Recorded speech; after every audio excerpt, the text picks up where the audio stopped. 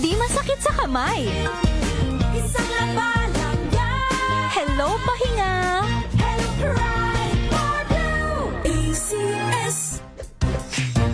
Tanggaling-galing mo. Smart dishwashing paste ko. Pritong ulam na masebo, plato o kaldero. Tanggaling for everyday. Ganyan, pag smart ang dishwashing paste, may double tanggaling formula. Tanggal ang sebo, tanggal ang bakterya. Pahit para walang bahid, linis fantastic sa metal at plastic. Number 1 ko to. Tanggaling-galing mo. Smart dishwashing paste. ACS. May nagbago. May arte. May budget. Akala nyo lang yon. So solid. White rose papaya, wow, white rose. White rose papaya, wow, white rose. White rose papaya. May glow up with white rose papaya. White Rose Papaya. May puti power times 2 kasi may papaya at niacinamide. May shea butter and tea tree oil pa. Kutis sulit ang glow May up. glow up with white rose papaya.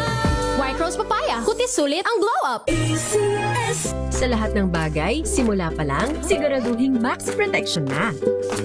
Kasi pag kulang ang proteksyon, baka madaling masira.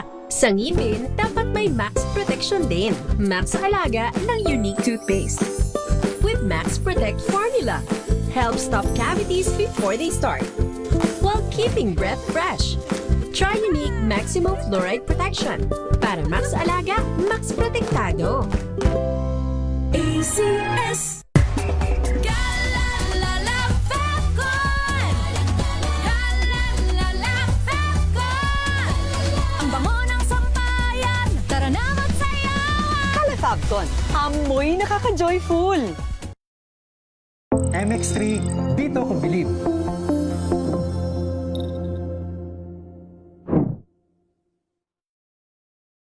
Mahalagang paalala, ang MX3 capsule ay hindi gamot at hindi dapat gamiting panggamot sa anumang uri ng sakit. Galalala Falcon. Galalala Falcon. Ang bango ng sampayan. Tara na magsayawan. Calefabcon, amoy nakaka-joyful!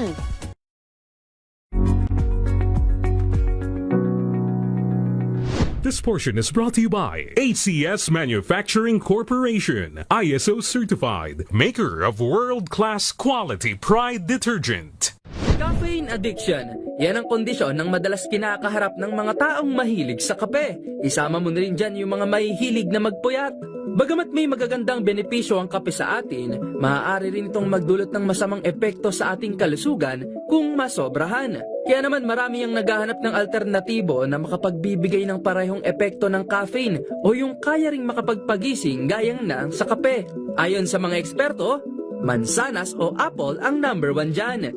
Bagamat walang caffeine, mataas ang sugar content at mayroong sapat na fiber ang mansanas na nakakapagpataas din ng ating energy levels. At kung nangangamba ka naman sa sugar content nito, may sagot din dyan ang mga eksperto. Hindi kasi katulad ng mga inumin na nabibili natin, ang sugar content ng mansanas ay natural. Maiiwasan nito ang pagtaas ng ating blood sugar level o yung tinatawag na blood sugar spike at yung biglaang pagbagsak naman ng ating energy o yung sugar crash na maaaring makuha sa pag-inom ng kape. Bukod pa rito, ang mansanas ay hindi rin nagdudulot ng pagka-addict at dependence. At higit sa lahat, pasok ito sa budget at healthy pa. Kaya naman sa susunod na all-nighter, piliin ang healthier choice. Tandaan, an apple a day keeps the doctor away. This portion is brought to you by ACS Manufacturing Corporation, ISO certified, maker of world-class quality Pride detergent.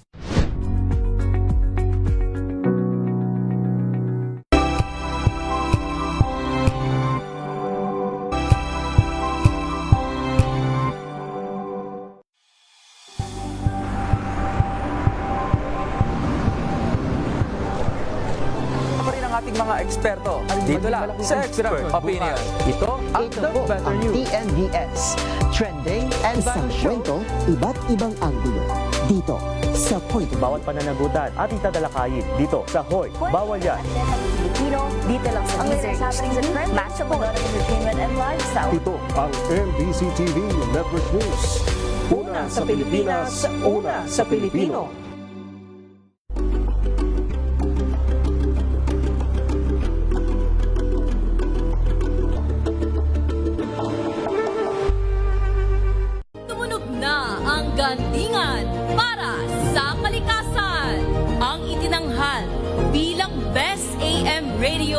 From host ay si Cesar Team Up Makatao Awards for Media Excellence Best AM Radio News Program. Kasama sina Kyle Bunyas at Yuel Reyes. DZRH Boom Balita Balita. Nagbabagang mga balita at sumasabog na mga ekspose. Naglalagablab na ulat ng mga mobile unit reporter. DZRH Boom Balita. Mainit, malaman, sagisag ng katotohanan. DZRH Boom Balita. Boom Balita. Magandang hapon Pilipinas, sa ulo ng ating mga balita. Balita. Boom Balita. Paghingi ng sorry ni Ateneo coach Baldwin, hindi tinanggap ng ina ni Rene Baterbonia. Balita. Boom Balita. Malakihang rollback sa diesel at kerosene asahan sa susunod na linggo. Balita. Boom Balita. Mga bahay na nawasak ng magnitude 7.8 na lindol sa Mindanao, mahigit na sa 45,000. Balita. Boom Balita. Kaso ng tuberkulosis muli na naman tumaas dahil umano sa mga pasyenteng hindi nagpapatuloy ng gamutan ayon sa PhilHealth. Balita. Boom Balita. Pagpayag sa mga absent senators na makaboto sa impeachment trial, tinawag na hindi patas ni Representative Joel Chua. Balita. Boom Balita. Tauhan ng National Police Commission o NAPOLCOM arestado matapos umanong bunutan ng baril ang nakabanggaang TNVS driver sa EDSA. Balita. Boom Balita. At anak ng pambansang kamao Manny Pacquiao na si Jimuel, ikinasal na sa kanyang longtime girlfriend sa Estados Unidos. Balita. Boom Balita. Yan ho ang ulo ng ating mga balita ngayong araw ng Sabado, June 13, 2026. Sa pangalan ng buong pwersa ng DZRH News, inyong makakasama hanggang alas 6 ng gabi. Ito po si Yuel Reyes sa DZRH Boom Balita. Boom Balita. Boom Balita. DZRH Weather Bulletin. Bigla tayong nakaranas ng pag-uulan na pag-aambon naman sa iba't ibang mga lugar. Alamin natin ang dahilan yan mula kay Sir Dan Villamil ng DOST Pag-asa. Sir Dan, magandang hapon. Magandang hapon po Sir Yuel at sa ating mga taga-subaybay dito sa DZRH. So kasalukuyan, wala pa naman tayong binabantayan ng low pressure area at nananatiling maliit yung chance na magkaroon tayo ng bagyo sa mga susunod na araw. Makakaranas pa rin tayo ng mga kaulapan at mga kalat-kalat na pag-ulan na may pagkulog at pagkidlat na dulot ng easterlies dito sa area ng Mindanao. Kaya sa lugar na ito, patuloy po tayong maghanda at maging alerto sa mga banta ng pagbaha at pagguho ng lupa, lalong-lalo na kung tuloy-tuloy yung mga pag-ulan na ating mararanasan. Sa Metro Manila at nalalabing bahagi ng ating bansa, makakaranas muli tayo ng maaliwalas sa panahon bukas, pero ngayong hapon hanggang mamayang gabi, nandiyan pa rin mga tsansa ng mga biglaan at panandaliang pag-ulan na dulot ng localized thunderstorms. At sa kalagayan naman nating karagatan sa kasalukuyan, wala ring nakataas na gale warning at banayad hanggang sa katamtamang pag-alon ang mararanasan sa malaking bahagi ng ating bansa. Sir Joel? Sir Dan, isang tanong lang. Itong nakaraang linggo, naranasan natin ay maganda, maliwalas na panahon. Ngayong linggo, sa forecast track po ba natin, ganito rin yung maasahan natin?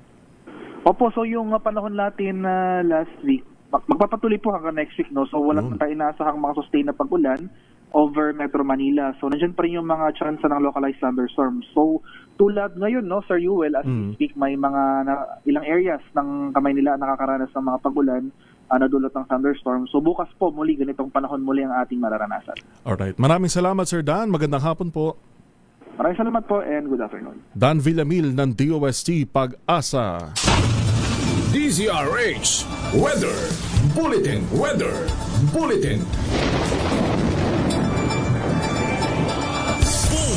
Balita. Boom Balita.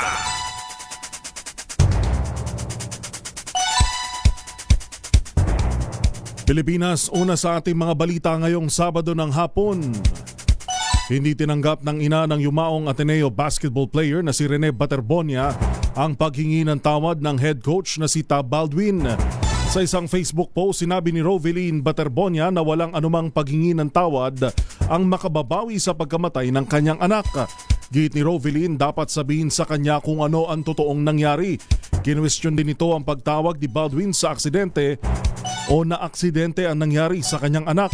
Ngunit hindi siya binigyan ng update. Una rito sa 8 minutong video speech na uploaded sa Facebook page ni Ateneo de Manila University, humingi ng paumanhin si Baldwin sa pamilya ng mga biktima.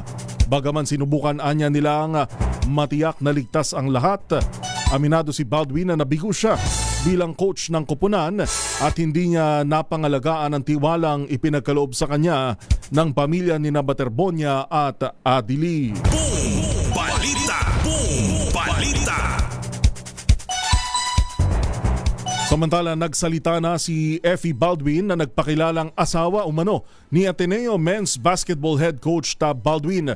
Kaugnay ng kontrobersiyang lumitaw matapos ang pagkamatay ni Rene Baterbonia at Divine Adeli sa Aurora. Sa isang video na kumalat online, sinabi ni Effie na ilang beses umano niyang binalaan ng Ateneo de Manila University tungkol kay Baldwin at hiniling na alisin ito sa campus. Ayon kay Effie, sinabi niya sa pamunuan ng universidad na hindi ligtas ang mga bata sa paligid ng coach. Iginit din niya na dapat umanong siyasati ng mga otoridad kung bakit pinayagan pa rin si Baldwin na manatiling malapit sa mga kabataan sa kabila ng kanyang mga babala. Binatikos din ni Effie ang naging reaksyon umano ni Baldwin sa insidente, kasabay ng pahayag na hindi pa umano nararapat pag-usapan ang pag-move on habang sariwa pa ang pagdadalamhati ng mga pamilya ng mga nasawi. A campaign of intimidation and silencing. Rovelyn and Elias, the deaths of your kids were not only predictable but preventable. The bodies of your kids are still warm, and he's talking about moving on. That's terrible. Please believe him. I urge the Filipinos and the police there to keep asking why he was still allowed around children in spite of these warnings. Samantala, wala pang opisyal na pahayag ang Ateneo coach na si Tab Baldwin. Samantalang inyo pong napakinggan na yung asawa, nagpakilalang asawa na si Effie Baldwin. Boom! Balita! Boom! Balita! Alas 5:14 ng hapon, dinagsa ng mga mahal sa buhay at mga taga-suporta ang public viewing ng burol ng yumaong Ateneo basketball player na si Rene Baterbonia. Ayon sa Ateneo de Davao University, sa kabila ng malakas na ulan at nararamdaman pa rin na aftershocks, patuloy ang pagdating ng mga kaanak, kaibigan, classmates at teammates. Patuloy na bukas sa publiko ang burol sa Christ the King Chapel sa Ateneo de Davao Senior High School Bangkal Campus. Nagbukas naman ang donation drive ang universidad bilang suporta sa pamilya ni Rene. Kasabay nito, nakaburol naman ang labi ni Divine Adili sa Ateneo de Manila University sa Quezon City na bukas din sa publiko. Nagsasagawa ng candlelight service ang ADMU para sa yumao nilang basketball players. Boom! Balita! Boom! Balita! Sa iba pang mga balita, halong good at bad news sa mga motorista. Kasado na malaki ang rollback sa presyo ng diesel at kerosene sa susunod na linggo.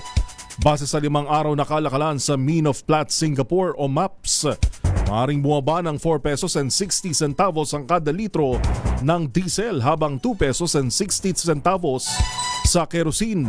Pero bad news naman dahil posibleng walang paggalaw o tumaas ng 20 sentimo ang kada litro ng gasolina. Paliwanag ng Oil Industry Management Bureau ng Department of Energy, bahagya lang ang epekto ng panibagong tensyon sa pagitan ng US at Iran. Boom! Balita! Boom! Balita! Umabot naman sa 8,865 mga bahay ang totally damaged, habang higit 36,000 naman ang bahagyan nasira dahil sa malakas na lindol sa Mindanao. Sa pinakahuling ulat ng Department of Social Welfare and Development o DSWD, mahigit 2,000 pamilya o katumbas ng 3,373 individual ang pansamantalang nanunuluyan sa mga evacuation center hanggang kagabi. Batay sa datos, umabot na sa mahigit 137,000 pamilya o higit 500,000 individual mula sa 401 na mga barangay ang naapektuhan ng lindol. Ang mga apektadong residente ay mula sa Regions 9, 11 at 12. Gayon din sa Bangsamoro Autonomous Region in Muslim, Mindanao. Balita! Boom! Balita! Nagtungo naman si Department of Social Welfare and Development Secretary Rex Gatchalian sa Davao Occidental ngayong Sabado ng umaga. Ayon sa DSWD, pinangunahan ni Gatchalian ang pagsusuri ng sitwasyon at inalam ang kalagayan ng mga residenteng naapektuhan ng magnitude 7.8 na lindol. Mula Davao, tumungo rin ang kalihim sa Glan Sarangani para magsagawa ng on-site inspection at tiniyak na natutugunan ang pangangailangan ng mga apektadong pamilya. 6 na araw matapos ang malakas na lindol ay nananatili pa rin sa mga evacuation site ang mga pamilya na nawalan ng bahay sa Maasim, Sarangani. Sa huling tala ng DSWD, higit 70,000 na ang mga naipapamahaging family food packs sa Zamboanga Peninsula, Davao Region at Soc-Sargen. Balita! Boom! Balita! Umabot na sa 4,554 ang naitatalang aftershocks sa Mindanao kasunod ng magnitude 7.8 na lindol sa Maasim, Sarangani. Sa panayam ng DZRH, sinabi ni FIVOX Director Teresito Bacolcol na bumaba na ang bilang at magnitude ng mga aftershock nitong mga nakalipas na araw mula sa 1,000 sa unang 24 na oras matapos ang malakas na lindol hanggang 700 na lamang nitong Biyernes hanggang Sabado. Ayon kay Bacolcol, ang pinakamalakas na aftershock na naitala ay magnitude 6.4 na tumama ilang oras lamang matapos ang 7.8 na lindol. So in-expect naman natin yan. Usually ang decay rate ng aftershocks natin would be since the first 24 hours meron tayong 1,083. On the 10th day, meron na tayong around siguro 100 to 200 at most. And then on the 100th day, around 10 to around 30 aftershocks na lang. And yung numbers naman yan would decrease, and as well as the magnitude. Boom! Balita! Boom! Balita! Samantala, ito sayang, nasunog ho ang isang yate na may dalasan ng relief goods habang nasa dagat na sakop ng barangay Small Margus sa Glan Sarangani kahapon. Sa ulat ng Philippine Coast Guard, patungo dapat ng Glan ang yate upang magdala ng mga supply matapos ang malakas na lindol sa Mindanao bago ito nagliyab. Ayon kay Coast Guard spokesperson Commodore Noemi Cayabyab, nakaligtas naman ang lahat ng crew members at pasahero ng yate at nailikas sila sa barangay Big Margus. Sa ngayon, nagpapatuloy ang investigasyon sa tunay na sanhi ng insidente. Balita! Boom! Balita! Sa iba pang mga balita, pinag-aaralan na ng PhilHealth ang posibilidad na paggamit ng AI o Artificial Intelligence para sa pre-screening ng kanilang insurance claims. Sa panayam sa programang Special on Saturday sa DZRH, sinabi ni PhilHealth President at CEO Dr. Edwin Mercado na ito'y isang paraan para makatulong sa inaasahang surge ng hanggang 22 milyong claims ngayong taon. Bagamat nabawasan na ang processing time ng mga claim mula sa higit 34 na araw noong 2023 ay naging 11 hanggang 15 days na lamang. Mas mapapabilis pa niya ito sa tulong ng bagong teknolohiya tulad ng AI. Ayon kay Mercado, isinusulong na rin nila ang pre-authorization at prepayment mechanism para matiyakan na tama ang serbisyong medikal na sanhi o sakit at singil nito, gayon din para hindi maabuso ang karagdagang mga benepisyo. Ang example po dyan, yung laki po ng ating binabayarang benefit. Noong 2023 po ay mga 119 billion. Ngayon pong taong ito, ang projected po namin ay 378 billion. So umaabot po na almost 250% more noong 2023. Ito pong ating unang mga hakbang ay isi-shift nga po natin yung focus natin dun sa primary care na ito po ang pinaka-importante dahil nandito po yung preventive at preemptive.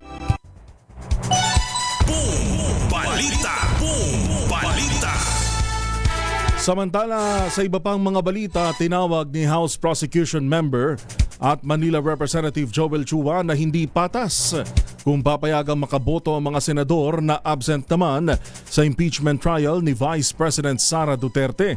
Ayon kay Congressman Chua, hindi patas para sa defense team kung papayagang makaboto ang senator judge na hindi nakapag-participate sa trial. Giti Chua, paano hahatol kung guilty o hindi kung hindi naman narinig ang sinabi ng mga testigo? Ang best na makaka-ascertain ng mga testigo ay yung korte na nagdinig ng kaso. So ganun din po dito. Paano po sila boboto kung hindi naman po nila nakita yung testigo, hindi po nila na-assess yung demeanor, hindi po nila nakita at na-assess kung ano yung kung ito po ay nagsisinungaling o hindi.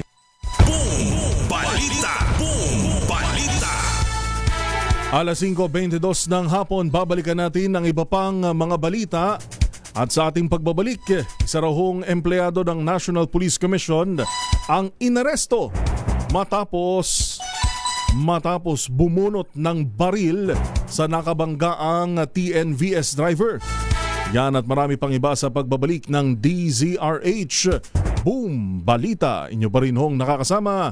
Ito po si Yuel Reyes. Boom! Balita! Boom! Balita! Oras natin alas 5:22 ng hapon.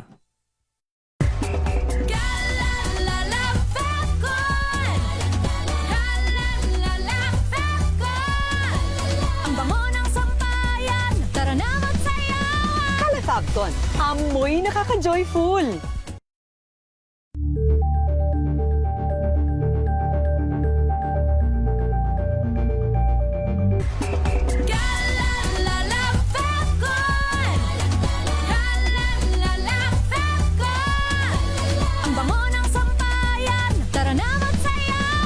Kalafagton, amoy nakaka-joyful.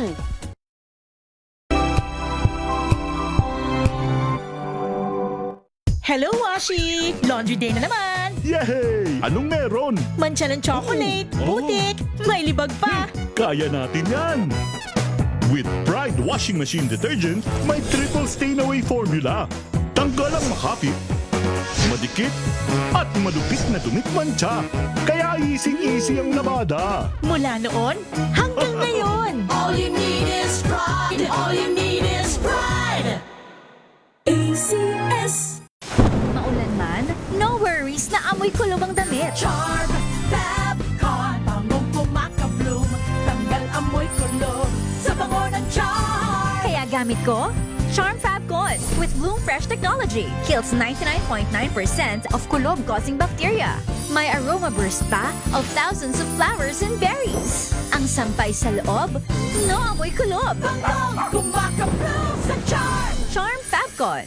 ACS. Tinesting, sinuri, siniyasan. Ang resulta? Super effective ang Shield sa pagpatay ng bakterya at virus. Shield Antibacterial Soap. Believe ang mga eksperto sa Philippine Nurses Association. At si Mami. Tiwala ako sa Shield. Shield Antibacterial Soap. Napatunayang mabisa.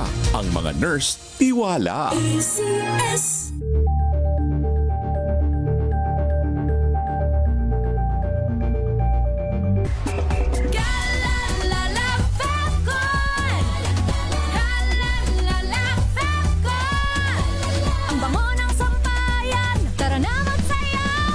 Kalafagton, amoy nakaka-joyful.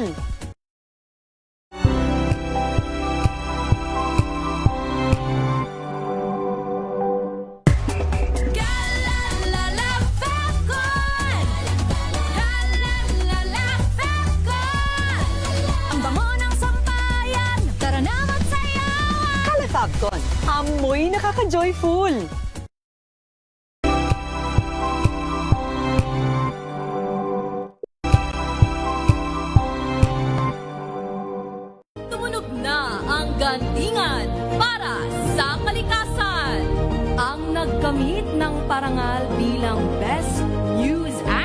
ay walang iba kundi si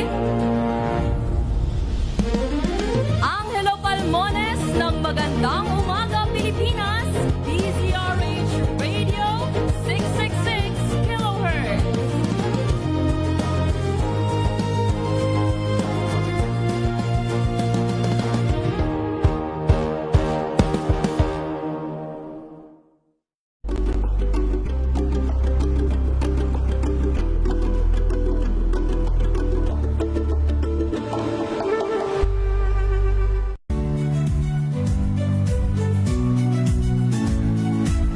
Magandang araw mga kaibigan. Ito po ang inyong balerina ng bayan, si Lisa Makuha Elizalde, na nag-aanyaya sa inyong samahan kami at ang aming mga espesyal na panauhin para sa kalahating oras ng masayang kwentuhan sa aming programang Art to Art, kung saan ang usapang sining at kultura ay para sa lahat. Huwag kaliligtaan, tuwing linggo, alas 3:30 ng hapon, dito lamang sa DZRH Radio, DZRH TV, at via online streaming.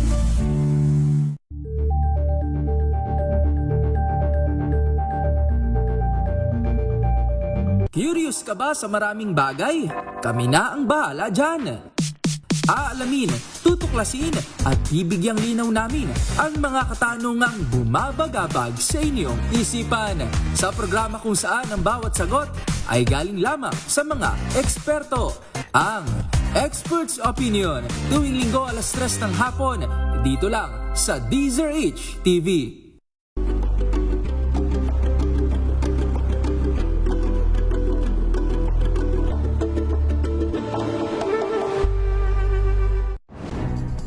Good vibes ang hanap mo? Dito ka na sa sigurado! Mula sa mga istoryang nagbibigay ng inspirasyon hanggang sa mga kwentong may dalang solusyon. Mga balitang pampagaan ang pakiramdam at pampaganda ng araw. Hindi lang ba sa good news, kundi Best AM Radio News Program. Kasama sina Kyle Bunyas at Joel Reyes. DZRH Boom Balita. Boom Balita. Balita. Boom Balita. Metro Manila ngayon. Atin ang alamin ng sitwasyon sa Kalakang, Maynila, partikular dyan ho sa Quezon City at Kamanava. Nag-ikot si RH23 Edwin Duque. Edwin, saan banda traffic? Joel, alas 4 pa kaninang hapon ay yun ang nakakaranas sa kawagitan na dati ng trapiko ang bahagi ng North of Expressway sa may Habuli patungong interchange, patungong naman ito ng FX Southbound at patungong ng Pitanaw Exit. Maraming nalalanasan ang bigat ng dali ng trapiko. Ito hanggang bahagi ng Gitong sa Pikawayan southbound dahil volume ang paakyat ng tulay sa NLEX, mula NLEX at ilang lugar kasama na dito ang service road at patungo ng Kamalig at MacArthur Highway. Kaya nagtatambak na yung paakyat ng tulay ng galing ng NLEX sa tulay ng Pikawayan na titigil. Kaya yung magtutuloy-tuloy pa pamuntang Pampanga ay sinisikip, magiging too late yung papasok ng Pikawayan. Kaya yung another three-way, pamuntang Pampanga ay bumabagal. Dahilan, kaya napakahaba na bigat at napakahaba. Makita natin sa picture, yan na yung dali ng trapiko hanggang sa mga oras ito. Samantala, may mga bumugso-bugso namang bigat ng dali ng trapiko mula EDSA, from Balintawak, patungo ng Monumento Circle, hanggang patungo ng MacArthur Highway. At yan ay pagdating naman sa may bahagi ng DNC Billion, o DNC Kanto ng MacArthur, hanggang din sa bahagi ng Balinta, ay nararanasan din yung pinatagtawin ng trapiko UL dahil naman din sa mga ginagawang road construction ng Maynila. Moderate naman sa mismong Monumento Circle sa Caloocan. Yun naman yung mga galing ng Cabanaba area at Maynila going to EDSA at Rizal Avenue. Dahil naman sa last hours na ngayon, di naman maiwasan ang makakaranas ng bigatin ng daling trapiko mula Q-Mart sa Cubao hanggang EDSA Muñoz. At yan, pag lapas ka ng Muñoz, medyo mabilis. At pagsabi ko rin ng Royal Muñoz going to Balintawak, Panganak ng NLEX, ay dyan nararanasin ngayon yung bigat at dali ng trapiko dahil ngayong oras, dahil sa medyo marami na yung mga lumalabas yan ngayong oras. Inasa hanggang mamaya dito ay ganito yung sitwasyon, lalo na araw ng Sabado, maraming truck ang lumalabas sa lansangan. Wala naman at wala na yung kaliman, hindi maulang tulan. Pero ngayon ay maliwanag na yung panahon at yung bahagi na lang ng Bulacan, yung bahagi ng Manilabay, bahagyang nakakaranas ng pag-ulit ng panahon. Aris 23, yung sinagulat sa Disaray, una sa Pilipinas, una sa Pilipinas. Boom Balita! Boom Balita! Maraming salamat sa report, RH23 Edwin Duque. Boom Balita! Boom Balita! Alas 5:32 ng hapon, arestado ang isang lalaki na nagpakilalang empleyado ng National Police Commission o NAPOLCOM matapos umanong bumunot ng baril o sa nakabangga ang TNVS driver sa bahagi ng EDSA Mandaluyong. Kinumpirma ng NAPOLCOM na empleyado nila ang lalaki na kinilalang si Police Inspector 3 Jaime Hermogenes Hularbal Flores Jr. na nakatalaga sa Inspection, Monitoring and Investigation Service. Ayon kay NAPOLCOM Commissioner Rafael Calinisan, agad ipinagutos ang pagsasagawa ng administrative investigation. Humingi rin ng paumanhin si Calinisan sa TNVS driver na sangkot sa insidente at iginiit na hindi katanggap-tanggap ang asal ng kanilang tauhan. Dagdag pa, hindi umano kukonsintihin ng NAPOLCOM anumang uri ng pang-aabuso, lalo't empleyado nila ang nasasangkot. Samantala, desidido ang TNVS driver na sampahan ng reklamo ang sospek na nakuhanan ng 9mm na baril at ID mula sa NAPOLCOM. Balita! Boom Balita! Nagpaabot naman ng pakikiramay si Pangulong Ferdinand Marcos Jr. sa Thailand kasunod ng pagkamatay ni Princess Bajrakiti Yabha Narendra Debyavati. Ibinahagi ng presidente ang kanyang pakikisa sa pagdadalamhati ni King Maha, ang royal family at ng mamamayan ng Thailand.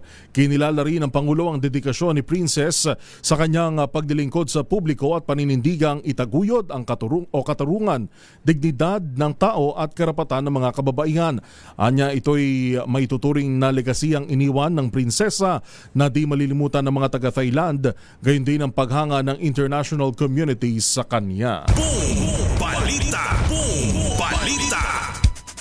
Umabot na sa higit 5,600 tripulanteng Pinoy ang nananatiling stranded sa Strait of Hormuz kaugnay ng tensyon sa pagitan ng Estados Unidos at ng Iran. Ayon sa Department of Migrant Workers o DMW, kabilang mga Pilipino sa tinatayang 20,000 international seafarers na naapektuhan ng mga operational restrictions. Patuloy namang minomonitor ng DMW ang mga barko na may sakay ng mga Pilipino upang matiyak na mayroon silang sapat na pagkain, inuming tubig, gamot at iba pang pangunahing pangangailangan. Boom Balita! Boom Balita! Nabawasan na ang bilang ng mga batang manggagawa sa bansa. Ayon sa Department of Labor and Employment o DOLE, mula sa higit 800,000 noong 2022 ay 500,000 na lang noong 2024. Gayon din ang mas matatag na mga programa ng gobyerno at pakikipagtulungan ng iba't ibang sektor upang mailayo ang mga bata sa mapagsamantalang paggawa. Samantala, nanawagan naman si Labor Secretary Francis Tolentino sa publiko na tumulong sa pagsusulong ng kalayaan mula sa child labor. Balita! Boom Balita! Nananatili pa rin sa loob ng Baho de Masinloc ang floating platform na inilagay ng China ilang araw na ang nakalilipas. Sa kumpirmasyon ni Philippine Coast Guard Rear Admiral J. Tariela, Namataan pa rin ang naturang istruktura sa loob ng shoal, ngunit lumipat na ito mula sa gitnang bahagi patungo sa hilagang bahagi ng lugar. Nangangamba naman ang National Task Force for West Philippine Sea na posibleng bahagi lang ito ng mas malawak na hakbang ng China upang palawakin ang kontrol at magtayo ng mga pasilidad sa pinagtatalo ng karagatan. Nananatili rin umano sa loob ng Bao de Vasinloc ang dalawang research vessel ng China na patuloy na minomonitor sa pamamagitan ng Maritime Patrol at Domain Awareness Campaign. Boom! Balita! Boom! Balita! Tinawag naman ni Senator Francis Kiko Pangilinan na insulto sa mga Pilipino ang ipinataw na sanctions ng China laban kay Defense Secretary Gilbert Gibo Teodoro. Ayon kay Senator Pangilinan, ang ginawa ng China ay hindi lang para kay Teodoro, kundi pang-iinsulto sa Pangulo, sa Estado at sa constitutional order. Git ng Senador, patunay ito ng pamimilit at intimidasyon ng China laban sa isang mas maliit na kapitbahay. Sa kabila ng paulit-ulit na pananakot, dagdag pa sa pamamagitan ng pagbibigay ng parusa sa isang sitting cabinet member, binabawasan umano ng China ang sarili nitong katayuan sa komunidad ng mga bansa. Boom! Balita! Boom! Balita! Magsasagawa naman ang scheduled maintenance shutdown ng Malampaya Deepwater Gas to Power Project mula Hunyo 15 hanggang Hulyo 15. Ayon sa Department of Energy o DOE, layunin nito na matiyak ang ligtas at maayos na operasyon ng shallow water platform at onshore gas o gas plant at maiwasan ang mga insidenteng makakaapekto sa tuloy-tuloy na supply ng natural gas sa mga power plant customer. Inabisuan naman ang lahat ng power plants na gumamit ng alternatibong fuel resources. Boom! Balita! Boom! Balita! Isa sa ilalim sa isang oras na yellow alert ang Visayas Grid mula mamayang alas 6 ng gabi hanggang alas 7. Ayon ho sa DOE, aabot sa 2,393 megawatts. Ang peak demand malapit sa 2,669 megawatts na available capacity. Itinulak ang deklarasyon ng 4 na unavailable na planta at ang mataas na demand forecast noon. Boom! Balita! Boom! Balita! Oras natin alas 5:38, babalik pa tayo sa iba pang mga balita and of course sa ating mga chapsuy na balita. Oras natin alas 5:38. Ang oras na yan ay hatid sa inyo.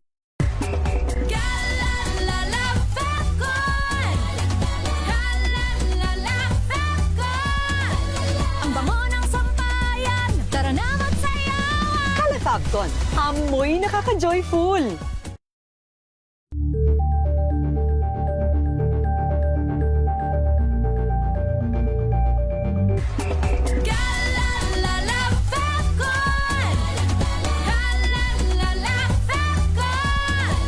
Ang bango ng sampayan, tara na magsayawan! Kalafagton, amoy nakaka-joyful.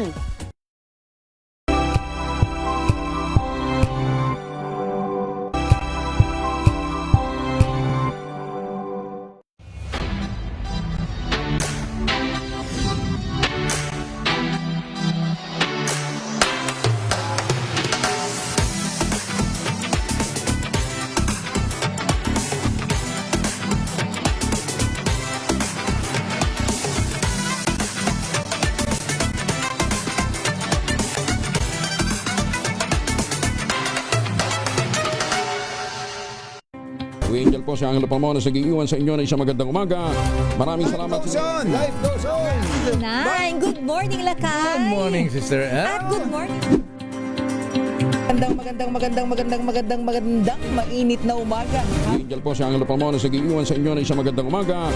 Maraming Sa salamat. Pilipinas, una sa Pilipino.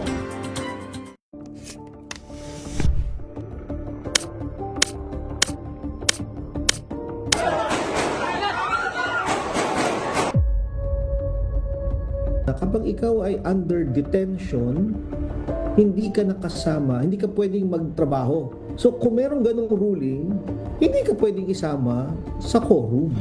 So sino ang de jure, sino ang de facto dito? Ang de jure obviously si Senator Gatchalian kasi siya ang na-elect ng 12 na may quorum. Can actually the new majority sanction the Cayetano Block for usurpation of authority? Umattend ka lang ng sesyon. makikita mo na hindi na ikaw ang ibobotong Senate President.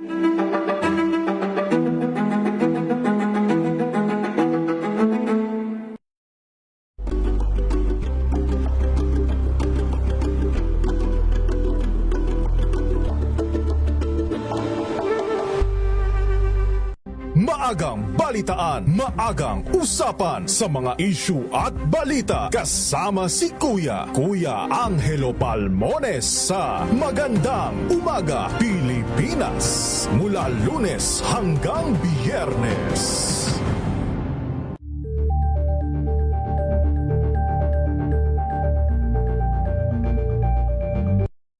Mga balitang gigising sa inyong umaga. Mga balitang kailangan mong malaman. Mapapakinggan sa ACS Balita sa 2x2. Kasama sina Anthony Taberna at Jerry Baha. Lunes hanggang Biyernes.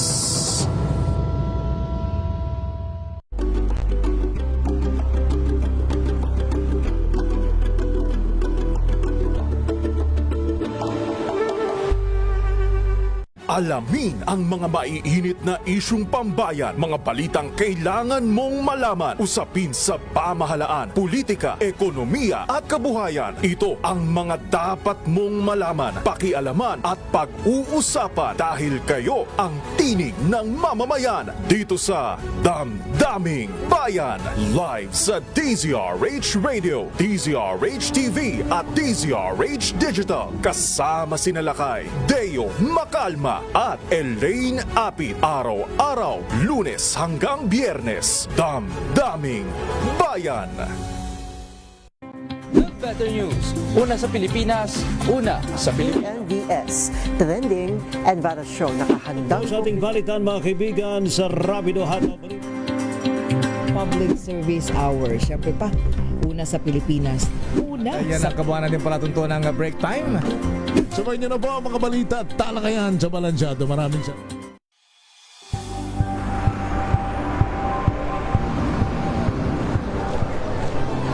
Ating mga eksperto. Dito lang sa Expert Opinion. Ito ang The Better News. TNVS, Trending and Viral Show. Kwento, iba't ibang anggulo. Dito sa Point. Bawat pananagutan ating tatalakayin dito sa Hoy. Bawal yan. Pilipino, dito lang sa DZRH TV, match up with entertainment and lifestyle. Ito ang NBC TV Network News.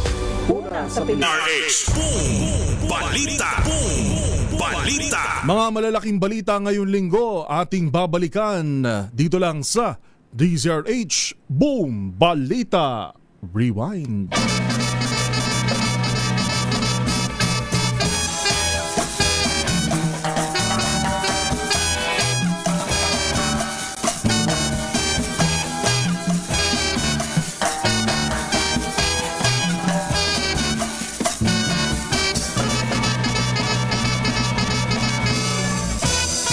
Sa ating top 3 story of the week, pinatawan ng China ng sanction si Defense Secretary Gibo Teodoro, kabilang ang kanyang asawa at mga anak na nagbabawal sa kanilang makapasok sa mainland China, gayon din sa Hong Kong at Macau. Ayon sa Chinese Foreign Ministry, bunsod umano ito ng paulit-ulit na maling pahayag ni Teodoro na nakakaapekto sa kanilang legitimate interest at bilateral ties.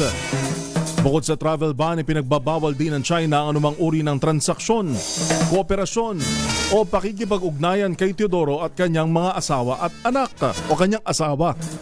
Malalagot pa ako kay Sek Gibo. Asawa lang po, kanyang asawa. Yun. At anak. Samantala, sinabi naman ni Teodoro na karapatan ito ng China, pero tinawag niya na kasamaan na gawain talaga ng China. Una nang tinanong ng DZRH News si Defense Chief Secretary Gibo ang hatol na ito ng gobyerno ng China na nag-leak noong pang nakaraang buwan. Pero sa kabila na matapang pa rin pahayag ni Teodoro, umalma naman ang Department of Foreign Affairs. Iginiit ni DFA Secretary Tess Lazaro na hindi naman nagpapataw ng parehong sanksyon ng Pilipinas kahit ano pa ang kasalanan ng kabilang lahi.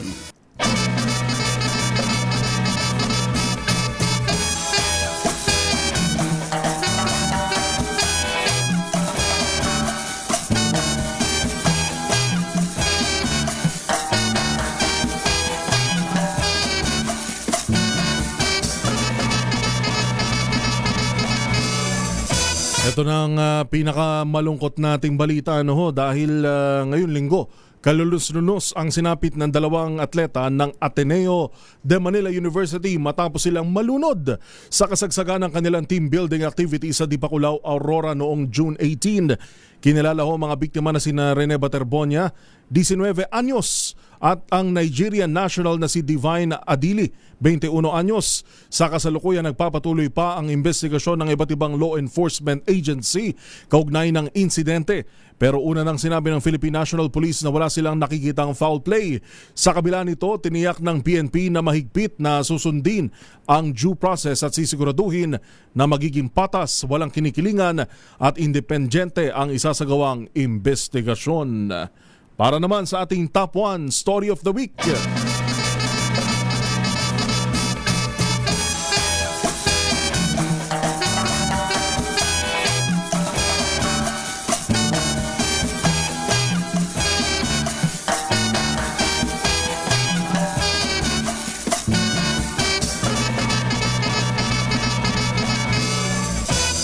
Nako, ito pa isang malungkot. Umakyat na ho sa 61 ang bilang ng mga napaulat na nasawi matapos nanigin ng magnitude 7.8 na lindol ang bayan ng Maasim sa Sarangani nitong Lunes. Ayon sa Office of Civil Defense, umabot na sa 1,221 ang bilang ng mga nasugatan habang 33 katao naman ang napaulat na nawawala. Patuloy ang isinasagawang clearing at rescue operation pero nakaapekto rito ang magkakasunod na aftershocks na naramdaman sa rehiyon.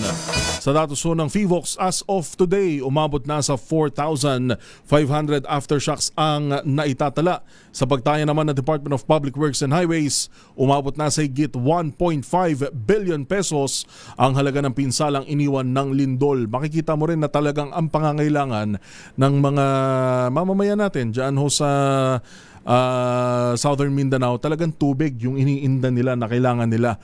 Dahil meron namang kahit paano makapagkukunan ng supply ng pagkain, pero yung tubig ko talaga, marami nang nagkakasakit, marami nang base nga doon sa natatanggap nating reports, nagkakaroon na ng diarrhea dahil kahit madumi yung tubig, iniinom ng mga kababayan natin dyan.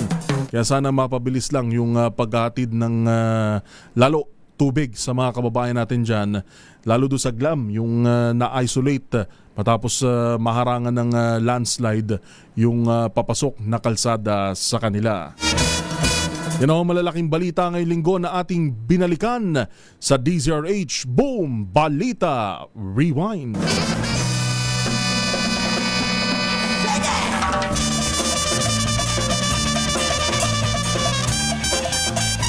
Iba pang balita sa ating pagbabalik, 11 minuto bago alas 6 ng gabi.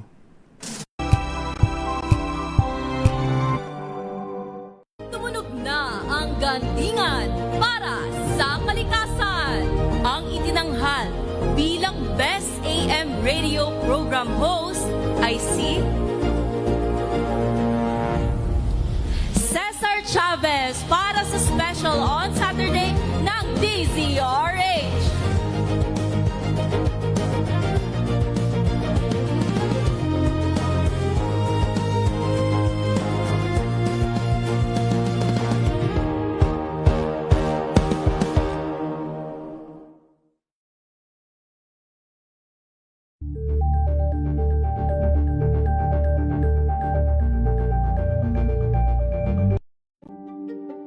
Buklatin ang mga pahina. Pakinggan ang boses ng lipunan. Tunghayan ang mga issue mula sa ibang katayuan. Nakakalungkot kasi deserve ba namin ng ganito? Na hindi nila alam kung ano talaga yung kanilang mga karapatan. Yung gobyerno, tinulungan nila yung kanilang magsasaka. Pinapatahimik tayong lahat using various laws. Through education, kayang-kaya nating baguhin yung ganitong klaseng pag-iisip. Isang kwento, iba't ibang anggulo. Dito, sa Point of View.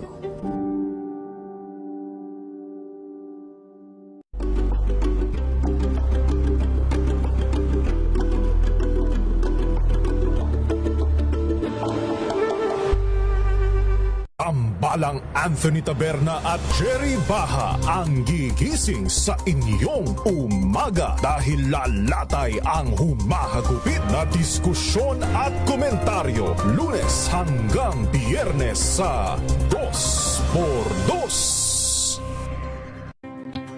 Samahan niyo po ako hanggang 7:30 ng gabi. DZRH Usapang Liga. Magandang gabi Pilipinas, Metro and Mega Manila, nas extension sa DZRH at RHT. Ray Simayan at Kisses Hubson para sa DZRH, una sa Pilipinas. Una sa Pilipino. Tumunog na ang gandingan para sa kalikasan. Ang nagkamit ng parangal bilang Best News Anchor ay walang iba kundi si Angelo Palmones ng Magandang Umaga Pilipinas, DZRH Radio 666 kHz.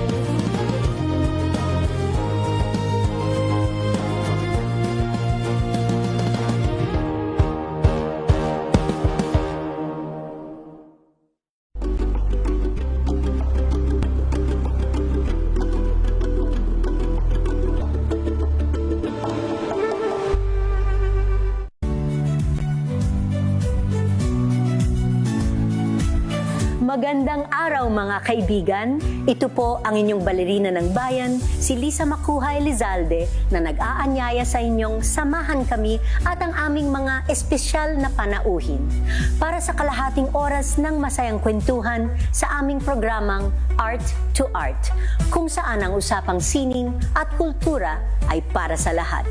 Huwag kaliligtaan, tuwing linggo, alas 3:30 ng hapon, dito lamang sa DZRH Radio, DZRH TV, at via online streaming. Expose DZRH Boom Balita. Boom Balita.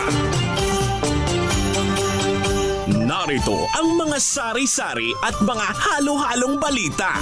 Balitang showbiz, balitang sports, balitang pangkalusugan, balitang karumal-dumal, balitang kahindik-hindik, at balitang nakakatuwa.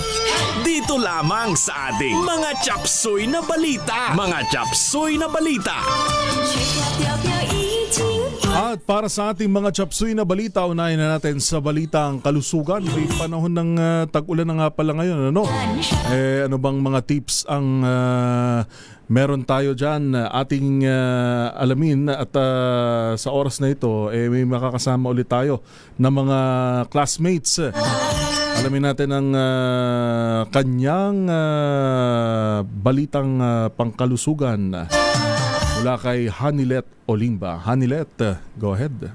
Opisyal ng panahon ng tag-ulan sa Pilipinas ayon sa Philippine Atmospheric, Geophysical and Astronomical Services Administration o PAGASA ngayong Hunyo. Kasabay ng malamig na panahon at madalas na pag-ulan, paalala rin ito sa mga magulang na mas maging maingat sa kalusugan ng kanilang anak ngayong panahon ng balik-eskwela. Kasabay nito, ginugunita rin ngayong buwan ng Hunyo ang National Dengue Awareness Month, kaya naman mahalagang bantayan ang mga lugar na maaaring pamahayan ng mga lamok, gaya ng mga paso, timba at iba pang lalagyan ng naipong tubig. Paalala ng Department of Health, ang lamok na nagdadala ng dengue ay kadalasang nangangagat sa umaga at hapon. Kaya bukod sa paglilinis ng paligid, makatutulong din ang pagsusuot ng proteksyon at paggamit ng insect repellent, lalo na para sa mga batang papasok sa paaralan. Bukod sa dengue, paalala rin sa mga magulang at estudyante na ugaliing maghugas ng kamay, uminom ng sapat na tubig at magdala ng payong o raincoat upang makaiwas sa mga sakit na karaniwang dala ng tag-ulan. Sa simpleng pag-iingat at pagtutulungan ng bawat isa, mas magiging ligtas at masaya ang ating balik-eskwela. Ito si Hanilet Olimba, nag-uulat para sa DZRH. Una sa Pilipinas, una sa Pilipino. Chapsoy na balita. Chapsoy na balita. Thank you, Hanilet. Di mo sinabi ko anong school ka. Mula po sa Lyceum of the Philippines, University, Cavite. Yan. Thank you, classmate Hanilet. Samantala, para naman sa ating balita sa ibayong dagat, ano Ano nga ba ang latest? Kanina may balita tayo sa malapit ng maselyuhan yung ceasefire deal ng US at ng Iran. Ano ang update dyan? Lara Day Bocado, classmate. Go ahead. Isang kasunduan sa pagitan ng Estados Unidos at Iran ang nakikitang magbibigay daan sa muling pagbubukas ng Strait of Hormuz, isang daanang pandagat para sa pandaigdigang kalakalan ng langis. Ayon kay Iranian Foreign Minister Abbas Araghchi, nakapaloob sa nakabinbing kasunduan ang pag-alis ng blockade ng Estados Unidos sa Iran at iba pang mga kondisyong kaugnay ng US-Iran Agreement. Kinumpirma rin ng mga US officials ang ilang bahagi ng kasunduan kabilang ang mga negosasyon hinggil sa nuclear program ng Iran at mga kondisyong dapat nitong tuparin kapalit ng mga benepisyong pang-ekonomiya. Batay sa ulat, magsisilbing daan ang kasunduan upang mapalawig ang kasalukuyang tigil putukan at mabawasan ng tensyon sa rehiyon matapos ang nagdaang palitan ng pag-atake sa pagitan ng dalawang panig. Wala pa umanong pinal na pag-aaproba ang Iran, ngunit inaasahang sa mga susunod na araw ay magiging malinaw na kung tuluyan ng maisasakatuparan ng kasunduan at kung kailan muling magbubukas ang Strait of Hormuz. At iyan ang balita mula sa ibayong dagat. Ito si Lara Day Bocado ng Bulacan State University, nag-uulat para sa DZRH. Una sa Pilipinas, una sa Pilipino. Thank you, Lara Day Bocado ng Bulsu, Bulacan State University. Chapsuy na balita. Chapsuy na balita. Balitang sports muna tayo. Higit sa 25,000 runners nakiisa sa Galaxy Manila Marathon 2026. Arlan Arbois nanguna sa 42-kilometer EDSA route. Balita ko 2 hours and 30 minutes lang natapos itong 42 km. Alamin natin ang detalye mula kay Matchpoint Millie Borja ng DZRH TV. Matchpoint Millie. Maliban sa pagdiriwang ng Araw ng Kalayaan kahapon, June 12, isang makasaysayang tagpo rin ang natunghayan ng running community matapos matagumpay na idaos sa 2026 Galaxy Manila Marathon na sa kauna-unahang pagkakataon ay binaybay ang kahabaan ng EDSA. Umabot sa humigit kumulang 25,000 runners ang nakaisa sa event, kabilang ang humigit 6,000 na lumahok sa 42-kilometer full marathon. Nagsimula ang full marathon sa Mall of Asia sa Pasay City, tinakang kabaan ng EDSA patungo sa SM North EDSA sa Quezon City, bago muling bumalik sa Pasay City para tapusin ang makapigil hiningang ruta. Sa men's local category, nasungkit ni Arlan Arbois ang unang pwesto matapos magtala ng oras na 2 hours, 31 minutes, and 15 seconds. Tinutukan naman siya ng mahigpit na kompetisyon mula kay Edward Flores na pumangalawa sa oras na 2 hours, 31 minutes and 40 seconds. 25 segundo lamang ang kanilang agwat. Ayon kay Arbois, ang kanyang tagumpay ay bunga ng ilang buwang masinsinang ensayo at bagamat hindi madali ang rutang dinaanan, itinuturing niya itong patunay ng patuloy na paglaki ng running community sa Pilipinas. Samantala, hindi rin nagpaiwan ng mga lumahok sa 5K, 10K at 21K categories na nakapag-enjoy sa mga scenic crowd sa Intramuros at Rojas Boulevard. Ang EDSA na kilala bilang pinakabala at pinakamahabang arterial road sa Metro Manila ay araw-araw na dinadaanan ng daang-daang libong sasakyan at commuters. Kaya't ang pagtakbo rito ay tinuturing na isang rare at makasaysayang karanasan para sa mga runner. Para sa DZRH TV, ito si Millie Borja, una sa Pilipinas, una sa Pilipino. Chapsuy na balita.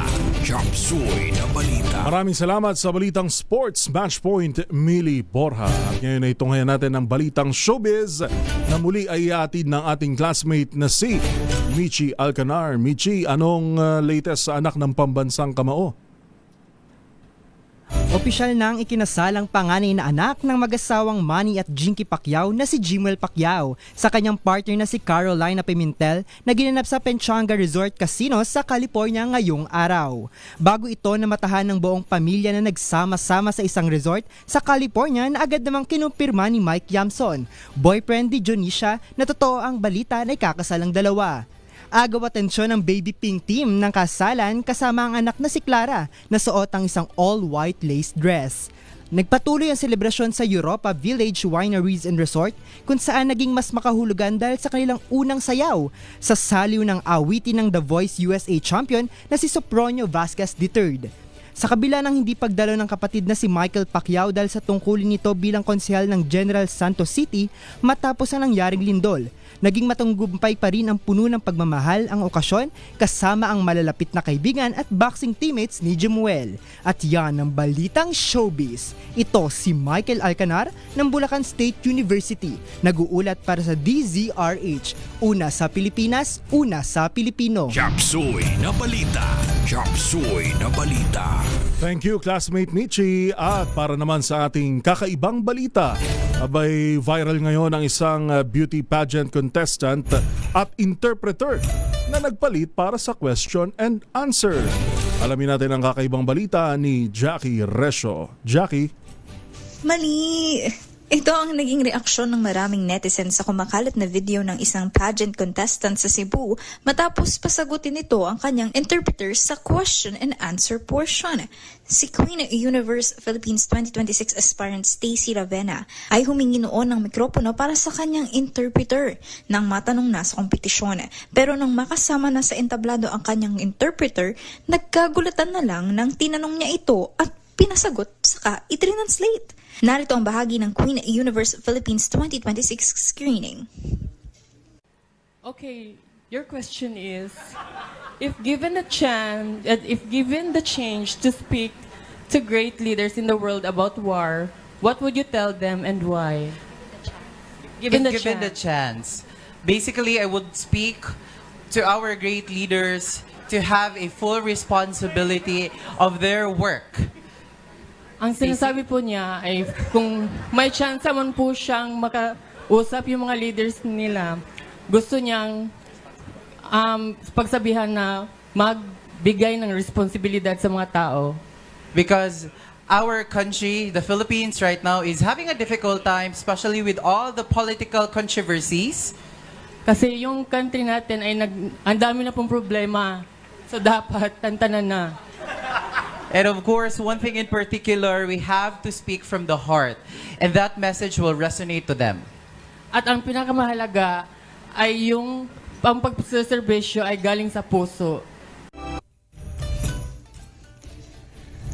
Ang Queen Universe Philippines ay isang national competition para sa mga transgender women sa bansa kung saan 30 contestant ang maglalabanan para sa corona sa darating na Setyembre. At yan ang aking kakaibang balita. Ito si Jackie Resh ng DZRH, una sa Pilipinas, una sa Pilipino. Chapsuy na balita. Chapsuy na balita. Iba. Maraming salamat, Jackie Resho, sa iyong kakaibang balita. Ang 13th Bimang Mga Tao Awards for Media Excellence Best AM Radio News Program. Kasama sina Kyle Bulyas at Joel Reyes. DZRH Boom Balita. Boom Balita. At yan na po ang kabuuan ng mga balitang itinampok sa DZRH Boom Balita ngayong araw ng Sabado, June 13, 2026. Maraming salamat sa lahat ng ating mga nakasama mula ho sa DZRH News Center, DZRH Radio at DZRH TV Tech. Ang inyo po lingkod sa pagbabalita, ito po si Joel Reyes. Susunod na ang programang Spotlight ng ating bride-to-be, Sister L. Elaine Apit. Oras natin 4 na minuto makalipas, 6:00 ng gabi.